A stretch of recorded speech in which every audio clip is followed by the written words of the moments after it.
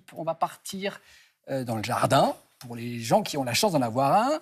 Attention, il faut le chouchouter, l'arrosage, attention à la sécheresse, c'est quand même terrible ça. Hein. Effectivement, puis parfois il faut faire aussi attention à respecter, à économiser l'eau, parce que certains jardiniers considèrent leur jardin un peu comme des milliardaires, et souvent l'argent, ça file et ça ne sert à rien.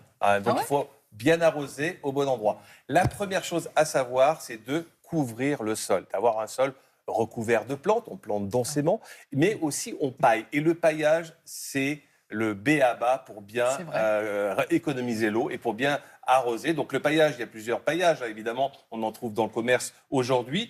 Et puis il y a le premier secret, c'est d'arrêter d'arroser les plantes à petites gorgées.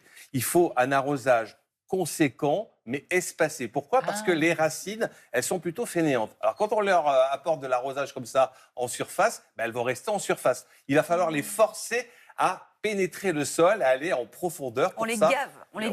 On les gave d'eau, mais pas tout le temps. Donc ça va permettre un bon enracinement. Voilà, un arrosage long. Exactement. Et elles vont résister presque 2 fois plus qu'une plante qui est fainéante. Voilà. Et puis il y a le test du tournevis. Quand est-ce qu'on va pouvoir arroser ? Eh bien, vous allez prendre un tournevis, vous allez l'enfoncer dans le sol, vous allez le ressortir. Si c'est légèrement humide, on ne va pas arroser. Si c'est complètement sec, là, on va déclencher l'arrosage. Donc 20 cm, 15-20 cm, on peut déclencher l'arrosage. C'est comme quand on regarde la cuisson du gâteau dans le four. Exactement. On plante pour les plantes d'appartement, on met le doigt, mais dans un jardin, prenez le petit coup du tournevis. Et alors, est-ce qu'on doit arroser les plantes quand il pleut, Philippe ? Alors souvent on dit, il a plu, c'est bon, ça sert à tranquille. rien. Non, parce qu'une pluie courte en été, ça ne humidifie que 2 à 5 cm de sol en profondeur. Donc là, il va falloir arroser après une pluie. Et je trouve que le meilleur moment d'arroser, c'est après une pluie, parce que la température baisse, le sol est adapté à l'arrosage et la plante va mieux en profiter. Deuxième règle, il faut éviter, ça vous le savez, d'arroser en plein après-midi. On arrose le soir après 20h. C'est plutôt le soir. Plutôt le soir, sauf en période de canicule. En période de canicule, on arrose le matin entre 5h et 7h, parce que le soir, la plante a vraiment très chaud et on peut faire un petit désordre physiologique sur la plante. Donc, canicule, 5h, 7h le matin.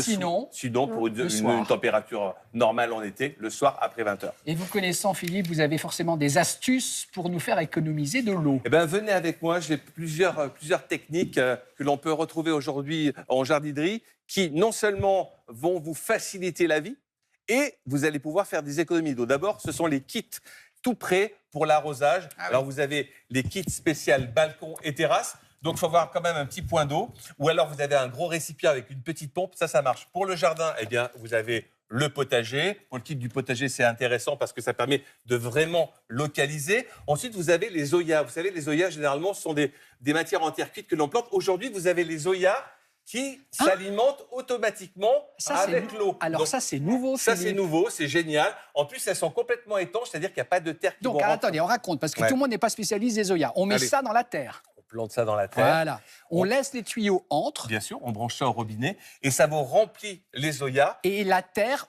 elle capte quand elle en a besoin. Et c'est meilleur. Et puis, il y a le petit truc de l'arrosoir. Souvent, quand on a des semis, vous savez, on arrose.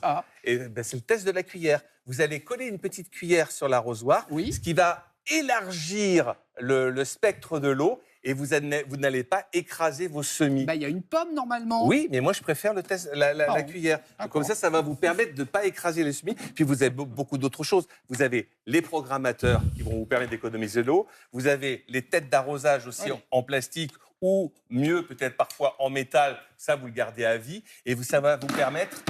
Allez, ça ira pas plus bas. Ça va vous permettre de contrôler justement... Oui, ça vous fait mal au pied ou pas ? Pas du tout. C'est passé à côté. Voilà, c'est bien. Je dirais chez le pédicure.